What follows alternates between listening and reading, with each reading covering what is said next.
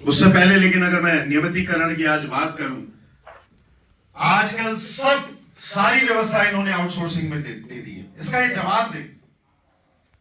Branding और पोस्टरों पे 1000 करोड़ रुपए से ज्यादा खर्च करने वाली सरकार, 1000 करोड़, 1000 करोड़ में यहां पे आईएसबीटी भी बन जाता, यहां पे जू भी बन जाता, और यहां पे जो हमारे क्रिकेट स्टेडियम है और जो इंडोर स्टेडियम है, जो उसकी बदहाली है, वो भी दूर हो जाती और कई विकास कार्य हो जाते। क्या हाल में उत्तराखंड 2002 में कांग्रेस को जनता ने सौंपा, किस हाल में उत्तर प्रदेश से यहाँ पे कैसी व्यवस्था थी, सड़कें कैसी थी। आज आप देहरादून जाते हैं, जमाना जो पुराने लोग हैं वो जानते हैं, रपटे होते थे, रपटों से, कॉजवे से जाते थे। किसने बनाए वो सारे पुल, कितने लोग बहे उसमें, मुझे याद है भूपिंदर सिंह हुड्डा जी, हमारे पूर्व मुख्यमंत्री हरियाणा, उनके भाई साहब तक उसमें डूब के बह गए थे। किसने करी ये सोच, दूरगामी सोच किसकी थी? सड़कों का जाल किसने बिछाया पूरे प्रदेश में? आज देखिए किस बदहाली से प्रदेश, किस अव्यवस्था से प्रदेश जूझ रहा है, कि सड़कें टूटी हुई हैं। अभी आपने देखा होगा ग्रीन टैक्स सरकार ने इंपोज करा है, ग्रीन टैक्स बाहर की गाड़ियों के लिए। नैनीताल में सैलानी आते, पर्यटन कितना महत्वपूर्ण, यहाँ पे फिर भी रोजगार प्रत्यक्ष अप्रत्यक्ष तौर से कितने लोगों को देता है पर्यटन। आपने ग्रीन टैक्स लगा दिया, आपने नैनीताल का टोल टैक्स बढ़ा के 300 रुपए कर दिया, पार्किंग 500 की कर दी। तो बाहर की कोई गाड़ी अगर यहाँ पे आ रही है, प्रतिदिन उसका खर्चा 1000 रुपया आपने सुनिश्चित कर दिया टैक्स लगा के।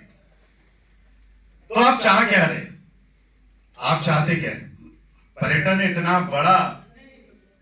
इतना बड़ा रोजगार का संसाधन है, लोगों की जीवनी उसपे, चाहे छोटे से ठेला वाला हो हल्द्वानी में, बाहर से पर्यटक आके अगर उसके वहां से फल सब्जी भी खरीद रहा है, तो उस पर्यटक के जो पैसे हैं उसकी जेब में जा रहे हैं, उसके रोजगार में जा रहे हैं, उसकी आजीविका में जा रहे हैं। तो आपने सारी व्यवस्थाओं को धाराशाही कर दिया, सारी व्यवस्था बिगाड़ दी, खराब कर दी। और अब देखिए, आप हाल देखिए क्या लगा रहे हैं, स्मार्ट मीटर्स। ये स्मार्ट मीटर नहीं है, ये स्मार्ट चोरी का मीटर है।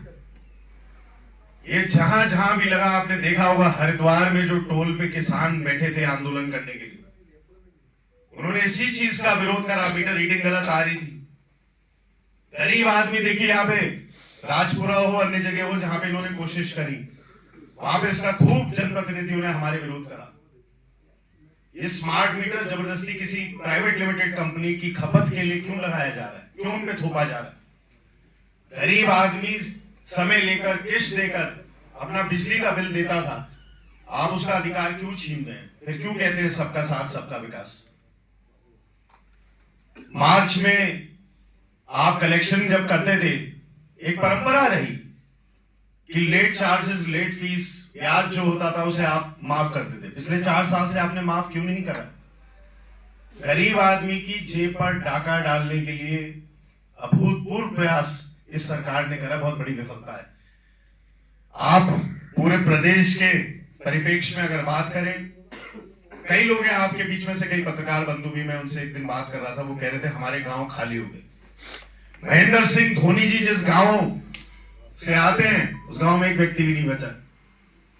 पलायन को रोकने के लिए क्या कदम उठाए आपने? आप क्लस्टर बना रहे हैं स्कूल्स का। अब सोचिए, जहां पे पायलट बाबा का आश्रम है, वहां का स्कूल अगर आप नैनीताल, तल्लीताल में शिफ्ट कर देंगे, तो बच्चे हर दिन क्या पैदल जाएंगे या गाड़ी से स्कूल में जाएंगे? वहां आप शिक्षा पे भी घात लगा रहे हो। आप विकास की तो खैर बात करी नहीं जा सकती है, विकास क्या हो रहा है?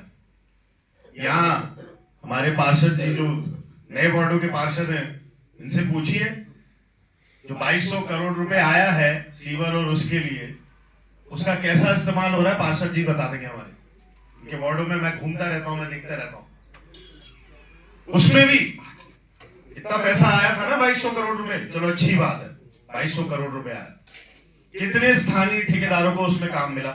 गिनती बता दीजिए। मैं बताऊं? शून्य। 250 करोड़ रुपए आया और एक भी स्थानीय ठेकेदार लाके मेरे सामने खड़ा कर दीजिए जिसको काम मिला हो। अरे यही तो जब पैसा आता है, ठीक है 250 करोड़ के लिए क्वालिफाई करने के लिए आपको बड़ी कंपनी चाहिए, लेकिन सबलेटिंग भी होती है, काम भी दिया जाता है। जिस कंपनी को ठेका मिला है वो रेट ऐसे बता रही है कि सारे ठेकेदार विड्रॉ कर जा रहे हैं, जानबूझ के रेट ऐसे दे रहे हो। तो यहाँ के स्थानीय लोगों को कब फायदा मिलेगा? जो यहाँ पे विकास हो रहा है, व्यवस्था हो रही है। अरे हमारी सरकारें जो रही, दोनों सरकारें, आप पूछिए ठेकेदारों से, आप पूछिए, लेबर भी तो होती है, ठेकेदार होता है, कई चीजें होती है, गाड़ी वाला होता है, प्रत्यक्ष अप्रत्यक्ष तौर से कितने लोग कमाई करते हैं एक ठेके से। क्या हाल कर दिया आपने? जो खनन है, एक समय में गौला से पूरा हल्द्वानी चलता था, पूरा संचालित होता था। गौला और नंदौर को जोड़ ले तो 10,000 गाड़ियां हैं। हर साल वो प्रदर्शन करते हैं, हर साल। आपने निजी हाथों में उस खनन को सौंप दिया। गौला का काम आज की तारीख में मुनाफे का काम नहीं रहा है। पूछिए जिनके ट्रक हैं, डंपर हैं, ज्यादातर लोग वो बेच रहे हैं, अपना रजिस्ट्रेशन आगे बेच रहे हैं। खड़िया, ये मैं आपको स्रोत बता रहा हूं जिससे जो आय है, जो अर्थव्यवस्था है हमारे पूरे कुमाऊं क्षेत्र की, पूरे उत्तराखंड की प्रभावित होती है। खड़िया पे ठीक है, सम्मानित हाई कोर्ट का हम सब सम्मान करते हैं, उन्होंने रोक लगा दी। सरकार ने क्या पैरवी करी? सरकार ने क्या पैरवी करी? क्यों नहीं खड़िया का जो व्यापार है वो खुल रहा है? उससे भी लाखों लोग प्रत्यक्ष अप्रत्यक्ष तौर से प्रभावित हैं। गौला खनन से लोग प्रभावित हैं, लाखों लोग। तो लाखों लोग जो इस समय पीड़ा में है, और उसके बाद इतनी पीड़ा देने के बाद ये जो आपका प्राधिकरण है, प्राधिकरण, ये मैं नहीं कह रहा हूं, भारतीय जनता पार्टी के लोग खुद कह चुके हैं, मीटिंगों में, खुली मीटिंगों में कह चुके हैं, इतना दो तो नक्शा आपका पास होता है।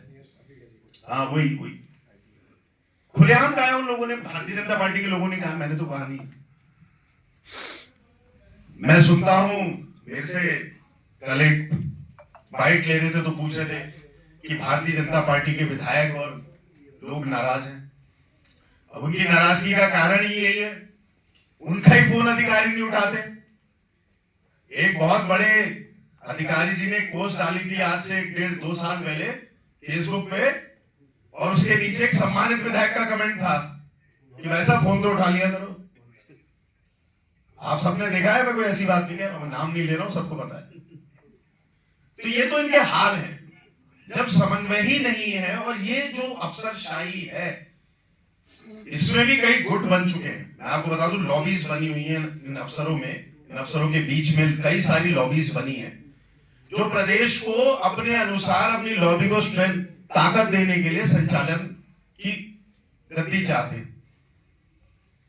और सबसे दुर्भाग्य का विषय यह है, देखिए काबिलियत पे कोई आईएएस की सवाल नहीं उठा रहा है, सब मेहनत करके पहुंचे वहां पे, आईएएस बने, आईपीएस बने, लेकिन हमारे जो यहाँ के लोग हैं उन्हें अवसर क्यों नहीं सबसे ज्यादा मिलता है?